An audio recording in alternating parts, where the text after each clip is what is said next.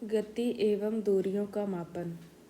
पहेली और बूझों की कक्षा के सभी बच्चों के बीच ग्रीष्मावकाश में भ्रमण के लिए किए गए स्थानों के बारे में सामान्य चर्चा हो रही थी। एक बच्चा अपने पैतृक गांव पहले रेलगाड़ी, फिर बस, अंत में बैलगाड़ी का उपयोग करके गया था। एक विद्यार्थी ने वायुयान से यात्रा की थी। एक अन्य विद्यार्थी ने अवकाश के अनेक दिन अपने चाचा जी की नाव में सैर करके मछली पकड़ने में व्यतीत किए थे। इसके पश्चात अध्यापक ने विद्यार्थियों से समाचार पत्र के उन लेखों को पढ़ने के लिए कहा जिनमें उन छोटे पहियों वाले वाहनों के बारे में वर्णन है जो मंगल ग्रह की धरती पर चले थे और प्रयोग भी हुए थे। इन वाहनों को मंगल तक ले जाने का कार्य अंतरिक्ष यान द्वारा किया गया था। इसी बीच प्राचीन भारत के बारे में कहानियाँ पढ़ती रही तथा अब वह यह जानना चाहती है कि प्राचीन काल में लोग एक स्थान से दूसरे स्थान यात्रा कैसे करते थे। यातायात की कहानी। प्राचीन काल में लोगों के पास यातायात के कोई साधन नहीं थे। वे पैदल चलते थे तथा अपना सामान अपनी पीठ पर लाद कर ले जाते थे। बाद में मानव यातायात के लिए पशुओं का उपयोग करने लगा। प्राचीन काल में जल मार्गों में आने जाने के लिए नावों का उपयोग किया जाता था। आरंभ में लकड़ी के लट्ठों से, जिनमें खोखली गुहिया बनाई जा सके, नावें बनाई जाती थी। इसके पश्चात लोगों ने लकड़ी के विभिन्न टुकड़ों को आपस में जोड़कर नाव की आकृति बनाना सीख लिया। वे नावें जल में रहने वाले जीवों की आकृतियों के सदृश थे। अध्याय 8 और 9 में मछलियों की धारा रेखीय आकृति से संबंधित चर्चा को याद कीजिए। पहिए के आविष्कार ने यातायात की प्रणाली में अत्यंत महत्वपूर्ण परिवर्तन किए। पिछले हजारों वर्षों में पहिए के डिजाइन में सुधार किए गए। पहियों पर चलने वाली गाड़ियों को खींचने के लिए पशुओं का उपयोग किया जाने लगा। 19वीं शताब्दी के प्रारंभ तक भी लोग एक स्थान से दूसरे स्थान तक परिवहन के लिए पशुओं, नावों तथा जहाज़ों पर निर्भर करते थे। वाष्प इंजन के आविष्कार ने परिवहन के नए साधनों का विकास हुआ। वाष्प इंजन से चालित सवारी गाड़ियों तथा मालगाड़ियों के डिब्बों के लिए रेल की पटरियों का निर्माण किया गया। इसके पश्चात मोटर कार, ट्रक तथा बस जैसे स्वचालित वाहन आए। जल में परिवहन के साधन के रूप में मोटर से चलने वाली नाव और जहाज़ों का उपयोग होने लगा। 19वीं शताब्दी के प्रारंभ के वर्षों में वायुयान का विकास हुआ, जिनमें बाद में सुधार किए गए और इन्हें यात्री तथा सामान ले जाने योग्य बनाया गया। विद्युत रेलगाड़ी, एकल रेल, एक पटरी रेल, पराध्वनिक सुपरसोनिक वायुयान तथा अंतरयान 20वीं शताब्दी के कुछ योगदान हैं। चित्र 10(1) में परिवहन के विभिन्न साधन दर्शाए गए हैं। इन्हें प्राचीनतम से अत्याधुनिक परिवहन के साधनों के सही क्रम में व्यवस्थित कीजिए। क्या इनमें परिवहन का कोई ऐसा प्राचीन साधन भी है जिसे आजकल उपयोग में नहीं लाया जाता है? यह डेस्क कितना चौड़ा है? लोग यह पता कैसे लगाते थे कि वे कितनी दूरी चले हैं? आप यह कैसे पता लगाएंगे कि आप अपने स्कूल तक की दूरी पैदल चलकर तय कर सकते हैं अथवा स्कूल पहुंचने के लिए आपको बस अथवा रिक्शे की आवश्यकता होगी? जब आपको कुछ खरीदना होता है तब क्या आपके लिए बाजार तक पैदल जाना संभव होता है? आप इन प्रश्नों के उत्तर कैसे जानेंगे?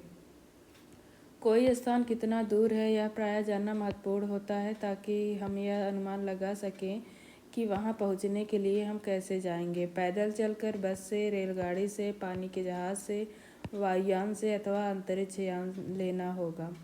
कभी कभी ऐसी वस्तुएं भी होती हैं जिनकी लंबाई अथवा चौड़ाई जानने के लिए हमें आवश्यकता होती है। पहेली तथा बूझों को कक्षा के कमरे में बड़े बड़े डेस्क हैं जिन पर दो दो विद्यार्थी बैठते हैं।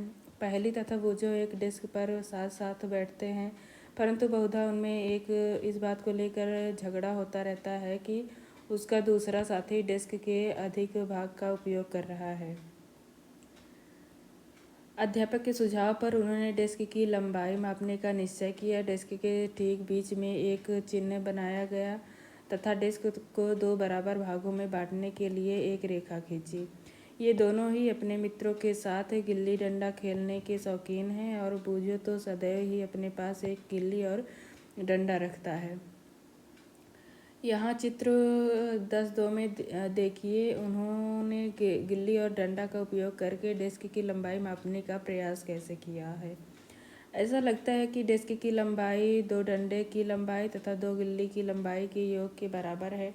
डेस्क के मध्य में रेखा खींचने पर दोनों प्रसन्न दिखाई देते हैं क्योंकि दोनों को आधा आधा डेस्क मिल जाता है। इसमें डेस्क का आधा भाग लंबाई में एक डंडे और एक गिल्ली की लंबाई के बराबर है। कुछ दिनों बाद खींची गई रेखा मिट जाती है। बूझो का पुराना गिल्ली डंडा खो जाता है। अब उसके पास गिल्ली डंडा का नया सेट है। अब देखिए वे गिल्ली डंडे के नए सेट का उपयोग करके डेस्क की लंबाई किस प्रकार मापते दिखाई देते हैं।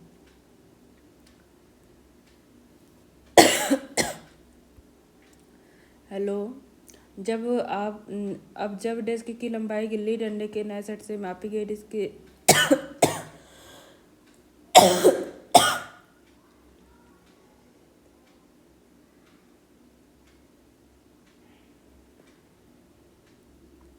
अब जब डेस्क की लंबाई गिल्ली डंडे के नए सेट की से मापी गई डेस्क की लंबाई ऐसी प्रतीत हुई जैसे यह लगभग 2 डंडे तथा एक गिल्ली की लंबाई के बराबर हो, परंतु फिर भी डेस्क का कुछ भाग बच जाता है।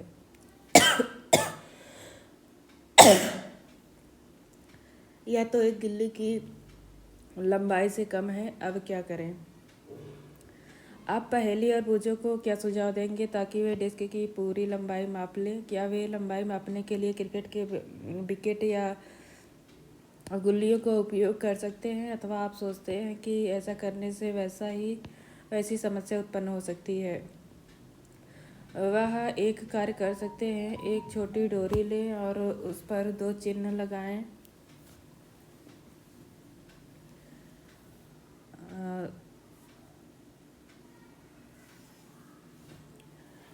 यह डोरी की एक लंबाई होगी। वे डोरी की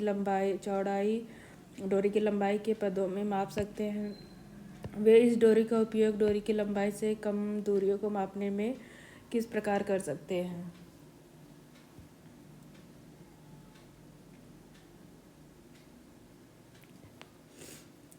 वे डोरी को मोड़कर डोरी की लंबाई का आधा, 1/4 तथा 1/8वां भाग कर सकते हैं। अब संभवतः पहेली तथा बूझो डेस्क की यथार्थ लंबाई इस डोरी की सहायता से माप सकते हैं। आप यह भी कह सकते हैं कि इन्हें अपनी ज्यामिति बॉक्स के पैमाने का उपयोग करके अपनी समस्या हल करनी चाहिए। हाँ, वास्तव में ऐसा किया जा सकता है। बूझो ने यह पढ़ा है कि जब ऐसे मानक पैमाने नहीं थे तब लोग दूरियां कैसे मापते थे, तथा वह स्वयं भी भिन्न भिन्न ढंगों से दूरियां मापने का प्रयास कर चुका है। ऐसे अनेक अवसर आते हैं जब हमें लंबाई तो दूरियां मापने की आवश्यकता होती है। दर्जी कपड़े की लंबाई यह जानने के लिए मापता है कि वह कपड़ा कुर्ता सीने के लिए पर्याप्त है अथवा नहीं। बढ़ई किसी अलमारी की लंबाई अथवा चौड़ाई इसलिए मापता है ताकि वह जान सके कि इस अलमारी के दरवाजे को बनाने के लिए कितनी लकड़ी की आवश्यकता होगी। किसी किसान को अपने खेत की लंबाई अथवा चौड़ाई अथवा उसके क्षेत्रफल जानने की इसलिए आवश्यकता होती है ताकि वह यह जान सके अपने खेत में कितने बीज बो सकता है तथा उसे फसलों के लिए कितने जल की आवश्यकता होगी।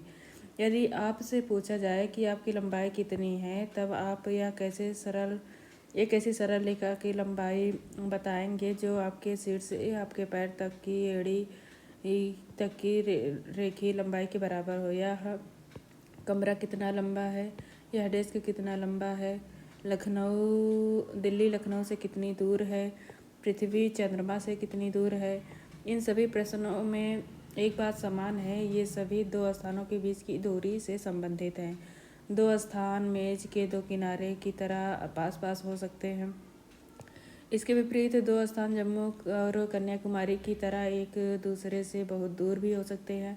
आइए अब हम कुछ मापन यह जानने के लिए करते हैं कि जब हम दूरियां अथवा लंबाइयां मापते हैं तो हमें सही रूप से क्या करना आवश्यक होता है। कुछ मापन क्रियाकलाप एक, आप इस क्रियाकलाप को समूह में एक एक करके कीजिए। अपने पैर की लंबाई का एक मात्रक मानकर अपनी कक्षा के कमरे की लंबाई तथा चौड़ाई मापिए। इन्हें मापते समय यह संभव है कि आपको यह पता चले कि कुछ भाग मापने से बच गया तथा यह भाग आपके पैर की लंबाई से छोटा है। पहले की ही भांति आपके अपने पैर के भाग की लंबाई मापने के लिए किसी डोरी का उपयोग कीजिए। अपने प्रेक्षणों को साड़ी 10 में लिखिए। क्रियाकलाप 2, समूह में कार्य कीजिए। आप में प्रत्येक अपने बालिस्त को मानक मानकर अपनी कक्षा के कमरे में रखी मेज अथवा डेस्क की चौड़ाई माप सकते हैं। मापने के लिए यहाँ भी आप यह पाते हैं कि आपको अपनी एक बालिस्त के बराबर लंबी डोरी तथा एक डोरी की लंबाई के अंश के भागों की आवश्यकता होगी। अपने प्रेक्षणों को साड़ी 10 में लिखिए। हम देखते हैं कि मापने का अर्थ किसी अज्ञात राशि को की उसी प्रकार की कुछ ज्ञात राशि से तुलना करना है। इस ज्ञात निश्चित राशि को मात्रा कहते हैं। किसी माप के परिणाम को 2 भागों में व्यक्त किया जा सकता है। एक भाग संख्या है, दूसरा भाग ली गई मापक का मात्रक होता है। उदाहरण के लिए क्रियाकलाप एक में यदि कक्षा के कमरे की लंबाई आपके 12 पैर की लंबाई के बराबर है तो 12 एक संख्या है तथा पैर की लंबाई एक मात्रक है जिसे मापन के लिए चुना गया है। आप अब साड़ी 10 तथा 10 में अंकित सभी मापनों का अध्ययन कीजिए। क्या प्रत्येक पैर द्वारा मापी गई कमरे की लंबाई के ये सभी माप बराबर हैं? क्या सभी के द्वारा अपनी अपनी बालिस्तों में मापी गई मेज की चौड़ाई की माप बराबर है? शायद परिमाण भिन्न हो सकते हैं क्योंकि आपकी बालिस्त लंबाई में आपके मित्रों की बालिस्त से भिन्न हो सकती है। इसी प्रकार सभी विद्यार्थियों के पैर की लंबाइयों में भी कुछ अंतर हो सकता है। इसीलिए जब आप अपने बालिस्तों या पैर की लंबाई को मात्रक की भांति उपयोग करके किए गए माप को किसी अन्य व्यक्तियों को बताते हैं तो यह नहीं समझ पाते कि लंबाई वास्तव में कितनी है, क्योंकि वास्तविक लंबाई जानने के लिए बालिश अथवा पैर की लंबाई जानना आवश्यक है। अतः हम देखते हैं कि हमें मापने के कुछ ऐसे मात्रकों की आवश्यकता होती है जो सभी व्यक्तियों के लिए समान हो। मापन के मानक मात्रक। प्राचीन काल में पैर की लंबाई, अंगुली की चौड़ाई तथा एक कदम की दूरी इन सभी मापकों का मात्रक के रूप में सामान्य उपयोग किया जाता था। हड़प्पा सभ्यता के लोगों ने अवश्य ही लंबाई के बहुत अच्छे मापक का उपयोग किया होगा क्योंकि यह खुदाई से प्राप्त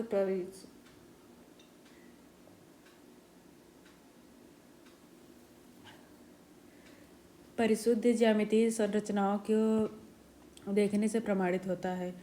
कोहनी से अंगुली के छोर तक की लंबाई, जिसे हाथ कहते हैं, लंबाई के मात्रक के रूप में प्राचीन मिस्र में उपयोग किया जाता था, जिसे संसार के अन्य भागों में भी मान्यता प्राप्त थी। संसार के विभिन्न भागों में लोग लंबाई के मात्रक के रूप में फुट का प्रयोग करते थे। अलग अलग क्षेत्रों में फुट की लंबाई थोड़ी भिन्न थी। लोग 1 गज कपड़ा फैली बाँह के सिरे से अपने ठोड़ी तक मापते थे। रोमवासी अपने पग अथवा कदमों से लंबाई मापते थे। प्राचीन भारत में छोटी लंबाइयों को मापने के लिए अंगुली तथा मुट्ठी का प्रयोग करते थे। आज भी भारत के कई शहरों में हम पुष्प विक्रेताओं को पुष्पहारों को बेचते समय अपनी भुजाओं का उपयोग लंबाई के मात्रक के रूप में करते हुए देख सकते हैं। सुविधानुसार शरीर के ऐसे बहुत से भागों का मात्रक के रूप में उपयोग होता रहा है। तथापि प्रत्येक व्यक्ति के शरीर की मापों में थोड़ी भिन्नता हो सकती है या शायद इसी कारण भी मापन में उलझनें आई होंगी। वर्ष 1790 में फ्रांसीसियों ने मापन की एक मानक प्रणाली की रचना की जिसे मीटरी पद्धति कहते हैं। एक समानता के लिए समस्त संसार के वैज्ञानिकों ने मापन के मानक मात्रकों के एक सेट को स्वीकार कर लिया। आजकल जिस मात्रक प्रणाली का उपयोग किया जा रहा है इस अंतर्राष्ट्रीय मात्रक प्रणाली इसे अंतर्राष्ट्रीय मानक प्रणाली अर्थात एसआई मात्रक कहते हैं। लंबाई का एसआई मात्रक मीटर है। चित्र 10.6 में मीटर पैमाना दिखाया गया है। इसमें आपके ज्यामिति बॉक्स का 15 सेंटीमीटर पैमाना भी दिखाया गया है। प्रत्येक मीटर को 100 बराबर भागों में विभाजित किया जाता है जिसे सेंटीमीटर कहते हैं। 1 सेंटीमीटर के 10 बराबर भाग होते हैं जिन्हें मिलीमीटर कहते हैं। इस प्रकार 1 मीटर बराबर 100 सेंटीमीटर, 1 सेंटीमीटर बराबर 10 मिलीमीटर। लंबी दूरियों के मापने के लिए मीटर एक सुविधाजनक मात्रक नहीं है। इसके लिए हम एक बड़े मात्रक को परिभाषित करते हैं, इसे किलोमीटर कहते हैं। 1 किलोमीटर बराबर 1000 मीटर। अब हम अपने सभी मापन क्रियाकलापों को मानक पैमाने का उपयोग करके दोहरा सकते हैं तथा लंबाइयों को एसआई मात्रकों में माप सकते हैं। ऐसा करने से पहले हमें दूरियां तथा लंबाइयां मापने का सही ढंग जानना आवश्यक है।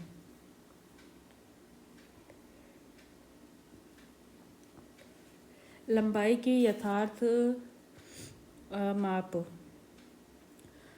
अपने दैनिक जीवन में हम विविध प्रकार की मापक युक्तियों का उपयोग करते हैं। लंबाई मापने के लिए हम मीटर पैमाने का उपयोग करते हैं।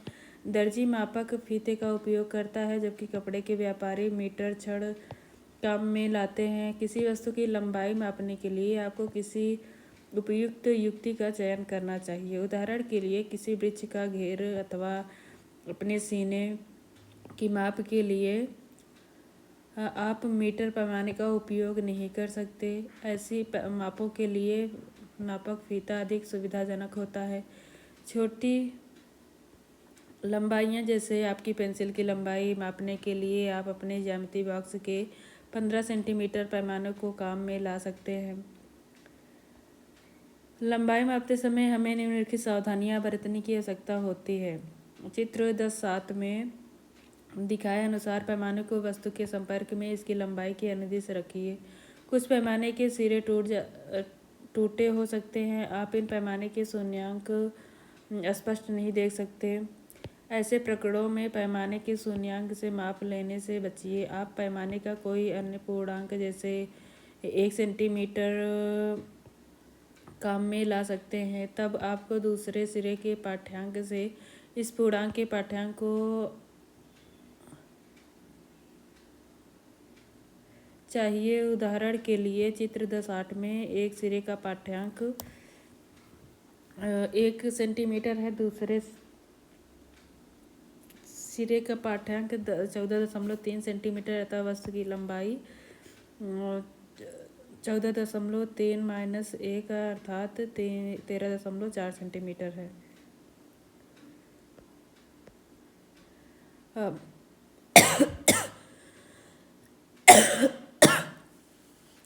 माप लेने के लिए आंख की सही स्थिति भी महत्वपूर्ण होती है। चित्र 10.9 में दर्शाए अनुसार आपकी आंख जिस बिंदु की माप ली जानी है उसके ठीक सामने होनी चाहिए। स्थिति बी आंख की सही स्थिति है। ध्यान दीजिए बी देखने पर पाठ्यांक 7.5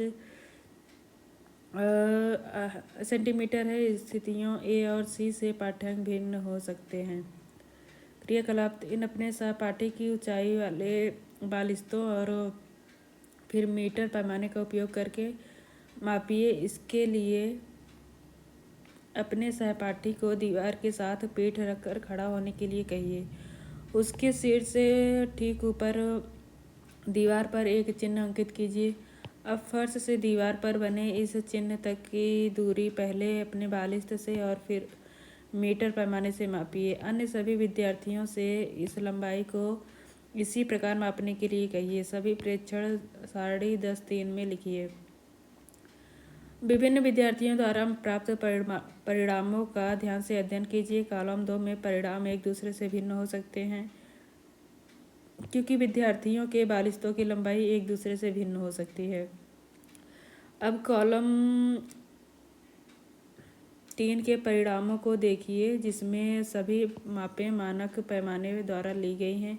ये परिणाम एक दूसरे के बहुत समीप हो सकते हैं, परंतु क्या वे एक दूसरे के ठीक ठीक बराबर हैं? यदि नहीं, तो आपके विचार से यह अंतर क्यों है? आखिर सभी एक ही पैमाने का उपयोग कर रहे हैं, भिन्न भिन्न बालिस्तों का उपयोग तो कर नहीं रहे। यह अंतर प्रेक्षण लेने में होने वाली छोटी त्रुटियों के कारण हो सकता है। मापन की इस त्रुटियों को जानने और व्यवहार में लाने के महत्व के कारण के बारे में उच्च कक्षाओं में सीखेंगे। किसी वक्र रेखा की लंबाई मापना। हम किसी वक्र रेखा की लंबाई सीधे ही मीटर पैमाने का उपयोग करके नहीं माप सकते। वक्र रेखा की लंबाई मापने के लिए हम धागे का उपयोग कर सकते हैं। क्रियाकलाप 4। वक्र रेखा AB की लंबाई मापने के लिए किसी धागे का उपयोग कीजिए। धागे के एक सिरे पर गांठ बांधिए। इस गांठ को A बिंदु पर रखिए। अब धागे को अपनी उंगली तथा अंगूठे द्वारा तना हुआ रखकर उसके छोटे भाग को रेखा के अनुदिश रखिए। इस बिंदु पर अपने एक हाथ से धागे को थामिए। अपने दूसरे हाथ से धागे के और थोड़े भाग को वक्र के अनुदिश फैलाइए। इस प्रक्रिया को दोहराते हुए वक्र रेखा के बिंदु तक पहुँचिए। धागे का जो भाग बिंदु पर है वहाँ एक चिन्ह अंकित कीजिए। अब इस धागे को मीटर पैमाने के अनुदिश फैलाइए। धागे के आरंभ में बंधी गांठ तथा इस पर बने अंतिम चिन्ह के बीच की लंबाई मापिए। यह पैमाना वक्र रेखा AB की लंबाई है।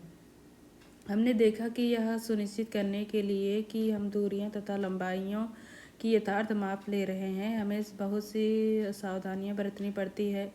मापन के लिए कुछ मानक युक्तियां तथा मापन परिणामों को व्यक्त करने के लिए हमें कुछ मानक मात्रकों की आवश्यकता होती है।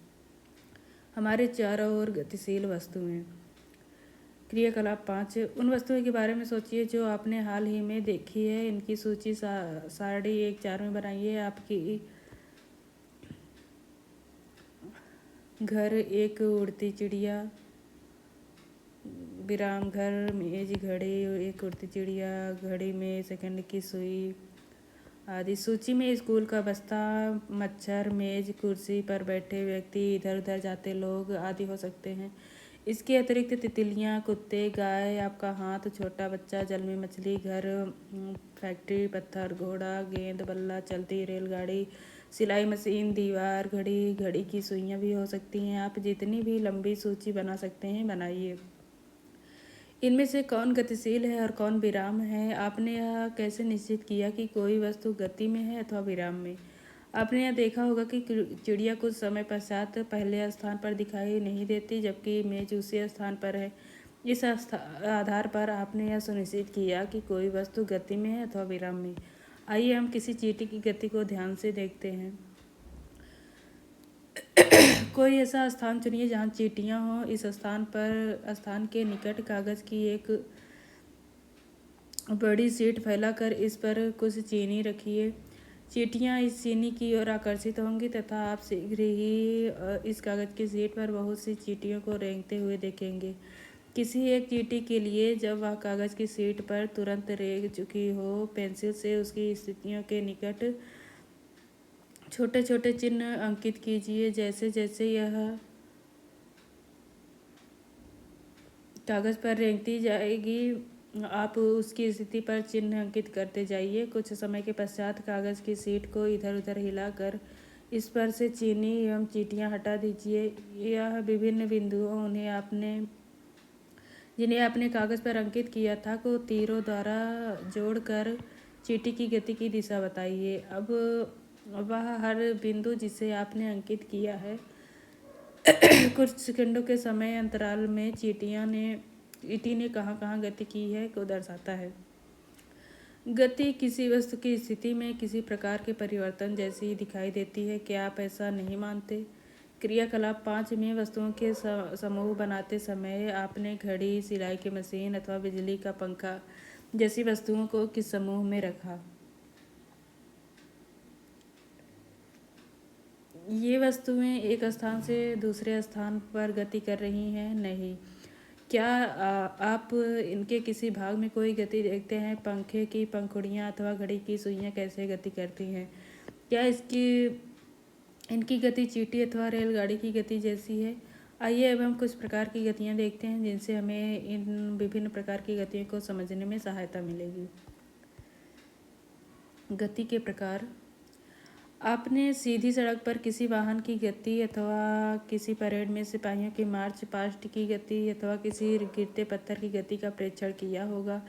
या किस प्रकार की गति है? 100 मीटर दौड़ प्रतियोगिता में धावक भी सरल रेखा के अनुदिश दौड़ते हैं। क्या आप अपने चारों ओर देखकर इसी प्रकार के और अधिक उदाहरण सोच सकते हैं? इन सभी उदाहरणों में हम यह देखते हैं कि वस्तुएं सरल रेखा के अनुदिश गति कर रही हैं। इस प्रकार की गति को सरल रेखीय गति कहते हैं।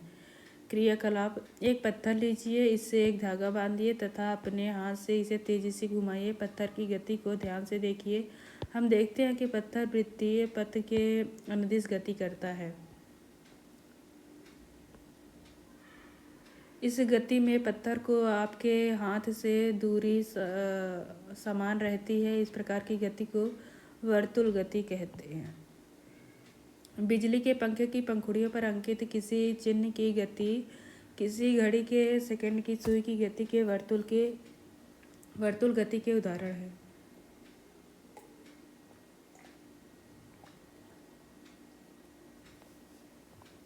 बिजली का पंखा अथवा घड़ी स्वयं एक स्थान से दूसरे स्थान तक गति नहीं करते, परंतु पंखे की पंखुड़ियाँ घूर्णन करती हैं तथा ऐसा ही घड़ी की सुइयाँ भी करती हैं। यदि हम पंखे की पंखुड़ियाँ अथवा घड़ी की सुइयों पर किसी प्रकार का कोई चिन्ह अंकित कर देते हैं तो घूर्णन करते समय भी पंखे अथवा घड़ी के केंद्र से एक चिन्ह की दूरी समान होगी। इस कुछ प्रकरणों में कोई वस्तु एक निश्चित समय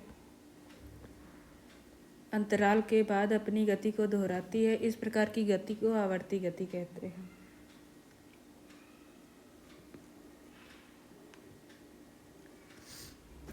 डोरी से बंधा हुआ वही पत्थर लीजिए जिसे आपने क्रियाकलाप साथ में उपयोग किया था। आप डोरी को अपने हाथ में थामिए और पत्थर की ओर डोरी से लटकने दीजिए। यह एक लोलक है। दूसरे हाथ से पत्थर को एक तरफ हिलाइए और फिर स्वतंत्र गति के लिए छोड़ दीजिए। लोलक की यह गति आवर्त गति का एक उदाहरण है। वृक्ष की शाखाओं का इधर उधर लहराना, झूला झूलने की गति, सितार की डोरियों की गति, बजते समय ढोलों की झिल्ली की गति, ये सभी आवर्ती गति के उदाहरण हैं जिनमें वस्तुएं एक निश्चित समय अंतराल के बाद अपनी गति को दोहराती हैं। क्या आपने क्रियाकलाप 5 के एक भाग के रूप में सिलाई की मशीन का प्रेक्षण किया था? आपने ध्यान दिया होगा कि सिलाई मशीन अपनी इसी अवस्थिति पर रहती है जबकि उसका पहिया वर्तुल गति में होता है। इसमें एक सुई भी होती है और जब तक पहिया घूर्णन करता है तब तक निरंतर ऊपर नीचे गति करती रहती है। ऐसा क्यों नहीं है? यहाँ सुई आवर्ती गति कर रही है। क्या आपने फर्श पर लुढ़कती किसी गेंद की गति का ध्यानपूर्वक प्रेक्षण किया है? यहाँ गेंद किसी फर्श पर लुढ़कती और घूर्णन करती हुई आगे की ओर गति करती है। इस प्रकार गेंद सरल रेखीय गति के साथ साथ घूर्णन गति भी कर रही है।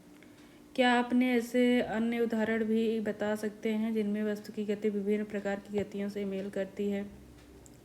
इस अध्याय के अंतर्गत हमने बहुत से मापन क्रियाकलाप के लिए कुछ प्रकार की गतियों के विषय में चर्चा की है। हमने देखा कि समय के साथ स्थिति में परिवर्तन को गति कहते हैं। स्थिति में इस हुए परिवर्तन को हम दूरी मापन द्वारा ज्ञात कर सकते हैं। इससे हमें यह जानकारी मिलती है कि कोई वस्तु किसी धीमी अथवा तीव्र गति कर रही है। फर्श पर घोंघे का रेंगना, तितली का एक पुष्प से दूसरे पुष्प पर मंडराना, नदी का प्रवाहित होना, वायुयान का वायु में ऊंचाइयों पर उड़ना, पृथ्वी के परितः चंद्रमा द्वारा गति करना, हमारे शरीर में रुधिर का परिसंचरण आदि सभी उदाहरण हमारे चारों ओर अनेक स्थानों पर होने वाली गतियों को दर्शाते हैं। सारांश: एक स्थान से दूसरे स्थान तक जाने के लिए परिवहन के विभिन्न साधनों का उपयोग किया जाता है। प्राचीन काल में लोग पैर की लंबाई, अंगुली की लंबाई, एक कदम की दूरी आदि का उपयोग मापन की मात्रा के रूप में करते थे। इससे उलझनें होती थी तथा इसीलिए किसी एक समान मात्रक प्रणाली को विकसित करने की आवश्यकता उत्पन्न हुई। अब हम मात्रकों को अंतर्राष्ट्रीय प्रणाली उपयोग करते हैं। इससे समस्त संसार में मान्यता है। एसआई मात्रकों में लंबाई का मात्रक मानक मात्रक मीटर है। सरल रेखा के अनुदिश गति को सरल रेखीय गति कहते हैं। वर्तुल गति में कोई वस्तु इस प्रकार गति करती है कि उस वस्तु की किसी नियत बिंदु से दूरी समान होती है। ऐसी गति जो एक निश्चित समय अंतराल के पश्चात दोहराती है इसे आवर्ती गति कहते हैं। प्रस्तावित परियोजनाएं एवं क्रियाकलाप: अपनी कक्षा के कमरे का मानचित्र खींचिए। उसके फर्श पर गेंद लुढ़काइए। अपने मानचित्र में जहाँ से गेंद ने लुढ़कना प्रारंभ किया और जहाँ वह रुकी वे बिंदु दर्शाइए। जिस पथ के अनुदिश उसने गति की उसे भी दर्शाइए। क्या गेंद किसी सरल रेखा के अनुदिश चली थी? डोरी तथा स्केल का उपयोग करके प्रत्येक विद्यार्थी से उनके पैर की लंबाई का मापन कराइए। समस्त कक्षा के विद्यार्थियों के पैरों की लंबाई की माप प्राप्त करके स्तंभ ग्राफ खींचिए।